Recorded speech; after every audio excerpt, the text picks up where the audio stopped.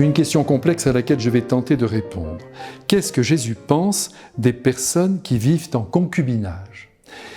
Le propre du sage, a dit saint Thomas d'Aquin, c'est de distinguer. On doit toujours distinguer, c'est-à-dire séparer les situations, examiner les cas, considérer chaque réalité sous l'angle qui convient. Aussi, en ce qui concerne les êtres qui vivent ensemble sans être mariés, il y a là une foule de situations qui ne se ressemblent pas et qui exigent notre prudence dans l'ordre du jugement. Et oui, toute loi connaît des accommodements. Vous connaissez comme moi le recours aux circonstances atténuantes dans la justice humaine. Ceci dit, laissez-moi vous dire que ce n'est évidemment pas l'idéal de vivre avec quelqu'un qui n'a pas donné sa parole à l'être aimé, qui n'a pas donné son nom à celle qu'il aime, et qui peut du jour au lendemain partir, vous abandonner, prendre sa valise, et puis c'en est fini. Évidemment, si on est marié, on peut partir aussi, me direz-vous. Mais tout est tout de même plus compliqué.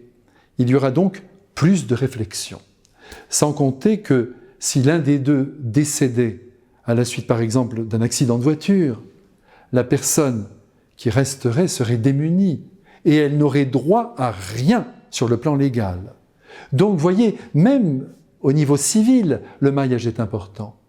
Maintenant, je connais une quantité de jeunes qui se mettent ensemble, comme ils disent, et qui s'aiment profondément, mais qui n'ont pas cette culture du mariage, cette culture de l'engagement, du contrat mutuel, et qui, sur le plan religieux, ne comprennent pas non plus la valeur extraordinaire du sacrement.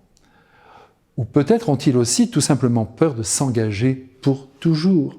Il faut donc éclairer leur cœur et leur intelligence, leur montrer la beauté de l'engagement du don total, autant qu'il en soit possible, mais par pitié, en restant réservé, sans pousser au mariage qui que ce soit, surtout si l'un ou l'autre n'est pas sûr d'être avec la bonne personne.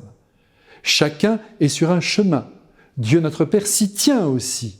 Et tout au long de la route, il allume les uns après les autres les réverbères. Et la lumière se fait de plus en plus dense. Donc, patience, patience. À l'heure où nous parlons ensemble, des millions de couples à travers la terre sont unis par un amour sincère, mais non sanctionné officiellement par la bénédiction de Dieu. C'est dommage, bien sûr, mais croyez-moi, Dieu notre Père demeure proche de chacun et il bénit en secret de nombreuses amours. L'essentiel étant déjà de ne pas vivre avec une personne dont on n'est pas sûr qu'elle puisse devenir l'homme ou la femme de sa vie. À bientôt.